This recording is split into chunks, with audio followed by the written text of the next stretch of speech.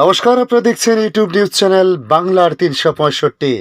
আজ ১৭ই মার্চ, রবিবার। প্রিয় দর্শক, আশা করি আপনারা প্রত্যেকে ভালো আছেন। একদিকে বাড়ছে গরম, অন্যদিকে চৈত্র মাসে কালবৈশাখীর সতর্কতা জারি করেছে আবহাওয়া দপ্তর। তাই আগামী ৪৮ ঘন্টা দক্ষিণবঙ্গের আকাশে দুর্যোগের ঘনঘটা থাকবে বলে জানানো হয়েছে। তাই আপনাদের সামনে তুলে ধরব আবহাওয়া দপ্তর তাদের মেগা অ্যালার্টে কী জানিয়েছে, কোন কোন জেলায় কতদিন বৃষ্টিপাত হতে পারে, পাশাপাশি তাপমাত্রা নিয়ে কী জানানো হয়েছে এবং আগামী দিনের আবহাওয়ার পরিস্থিতি কেমন থাকতে পারে সে বিষয়ে তুলে ধরার চেষ্টা করব এই ছোট্ট ভিডিওর মাধ্যমে। তার সঙ্গে তুলে ধরব বাংলাদেশ আবহাওয়া দপ্তর বাংলাদেশ নিয়ে নতুন কী আপডেট জারি করেছে। দেখে নিন আজকের প্রতিবেদনে কী জানিয়েছে আবহাওয়া দপ্তর।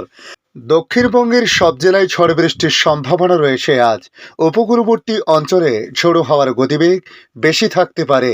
চৈত্র মাসের শুরুতে আকাশের মুখ ভার, ঘন কালো মেঘে ঢাকা থাকছে সকাল থেকে আকাশ। অন্যদিকে সঞ্চার হচ্ছে বজ্রগর্ভ মেঘের। তাপমাত্রা বাড়তে থাকায় আর্দ্রতাজনিত অস্বস্তি বাড়ছে। বাতাসে আর্দ্রতার পরিমাণ বেশি হওয়ায় কালবৈশাখীর সম্ভাবনা তৈরি হয়েছে। মঙ্গলবার পর্যন্ত উত্তরবঙ্গে কোনো জেলায় বৃষ্টিপাতের সতর্কতা নেই, কিন্তু দক্ষিণবঙ্গের একাধিক জেলায় ঝড় বৃষ্টির সতর্কতা জারি করেছে হাওয়া অফিস। হাওয়া অফিসের রিপোর্ট অনুযায়ী গতকালের মতো আজ রবিবার দক্ষিণবঙ্গের উপকূলবর্তী অঞ্চলসহ সর্বত্রই ঝড় বৃষ্টির সতর্কতা জারি করা হয়েছে। তবে বৃষ্টিপাতের সম্ভাবনা বেশি থাকছে বিকেলের পর থেকে। বৃষ্টিপাত হতে পারে পূর্ব মেদিনীপুর, ২ পরগনা, কলকাতা সহ একাধিক জেলায় বিকেলের পর কালবৈশাখীর সম্ভাবনা রয়েছে। পূর্ব মেদিনীপুর জেলায় বিকেলের পর ঝড় বৃষ্টির সম্ভাবনা রয়েছে। আজ বৃষ্টির সঙ্গে সঙ্গে বজ্রগর্ভ মেঘ সঞ্চার হওয়ায় বজ্রপাতের সম্ভাবনা রয়েছে। গতকাল শনিবার দক্ষিণবঙ্গের বেশ কিছু জায়গায় শিলাবৃষ্টি হয়েছে, তবে আজ তার সম্ভাবনা অনেকটা কম বলে বলা হয়েছে। পূর্ব মেদিনীপুর জেলা দীঘা সহ সর্বত্র বাড়ছে তাপমাত্রার হাওয়া অফিসের রিপোর্ট অনুযায়ী শেষ ২৪ ঘন্টায় দীঘার আবহাওয়া ছিল সর্বোচ্চ প্রায় ৩৩ ডিগ্রি সেলসিয়াস এবং সর্বনিম্ন তাপমাত্রা ২৩ ডিগ্রির আশেপাশে আজও থাকার সম্ভাবনা রয়েছে। জেলার তাপমাত্রা ঊর্ধ্বমুখী রয়েছে, বিশেষ করে পূর্ব মেদিনীপুরে সকাল থেকে মেঘলা আকাশ লক্ষ্য করা গেছে। বিকেলের পর উপকূলবর্তী জেলায় ধেয়ে আসছে কালবৈশাখীর ঝড়। তবে উত্তরবঙ্গে আগামী কয়েকদিন শুষ্ক আবহাওয়া থাকবে। দক্ষিণবঙ্গের সপ্তাহের শেষে আবহাওয়া পরিবর্তনের সম্ভাবনা নেই বলে বলা হয়েছে। অর্থাৎ আজ রবিবার ও আগামী মঙ্গলবার পর্যন্ত দক্ষিণবঙ্গে বৃষ্টির পরিমাণ বাড়তে পারে। তবে আগামীকাল সোমবার বৃষ্টি কিছুটা কম হলেও মঙ্গলবারের তীব্রতা আরও কিছুটা বাড়ার সম্ভাবনা রয়েছে। তাই মঙ্গলবার পর্যন্ত দুর্যোগের ঘনঘটা থাকছে বলে জানিয়েছে আলিপুর আবহাওয়া দপ্তর। আগামী ২০শে মার্চের পর নতুন করে পশ্চিমী ঝঞ্ঝা ঢোকার আবার নতুন করে একটা সম্ভাবনা তৈরি হয়েছে। অন্যদিকে উড়িষ্যার ঘূর্ণাবর্ত অক্ষরেখা প্রভাব ফেলেছে দক্ষিণবঙ্গের আকাশে বাতাসে। এর ফলে দুর্যোগ পিছু ছাড়ছে না বলে জানিয়েছে আবহাওয়া দপ্তর।